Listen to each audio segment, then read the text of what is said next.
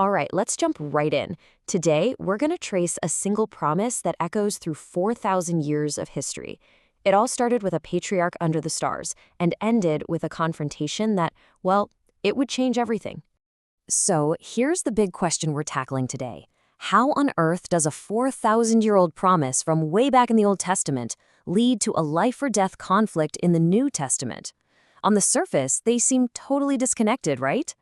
Well, let's see if we can piece this incredible puzzle together. To get to the bottom of this, we've got to go way, way back.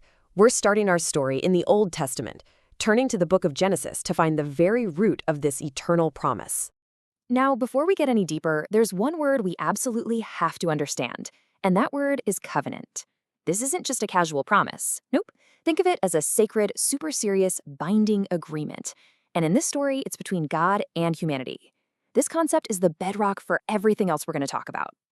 And right here, we see that idea in action. In this passage from the Old Testament, God makes this powerful covenant with a man named Abram. And the promise is just huge. We're talking about a lineage as numerous as the stars, a promise that's meant to last forever. This right here, this is ground zero. Okay, so now I want you to take a giant leap forward with me. I mean, way forward, thousands of years. We're jumping from that ancient promise in the Old Testament and landing right in the middle of a super tense, really dramatic scene from the New Testament's Gospel of John. You can just feel the tension in the air here. We're dropped into this major confrontation, and Jesus says something so completely out there, so radical, that it just stops everyone dead in their tracks. It challenges everything they thought they knew. I mean, just think about how audacious this moment is. On one side, you have Abraham. He's the great patriarch, the one who received that first covenant that everyone reveres. And then Jesus makes this claim, before Abraham was, I am.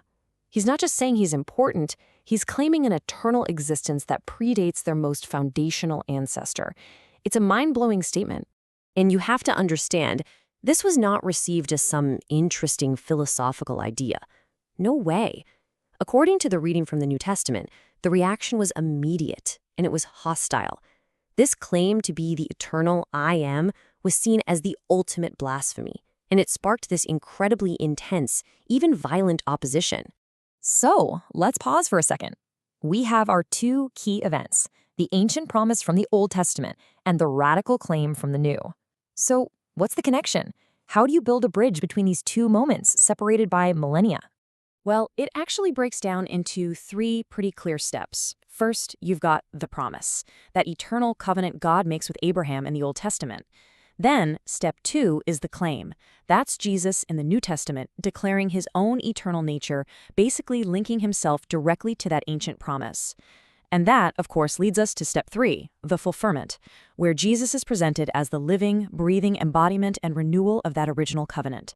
So, we've connected the dots from the ancient past to the first century. But the story doesn't just stop there. What does this all mean for us, right now? Well, for many, this connection is really explored during the Christian season of Lent.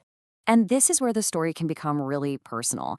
Lent is often framed as more than just a history lesson.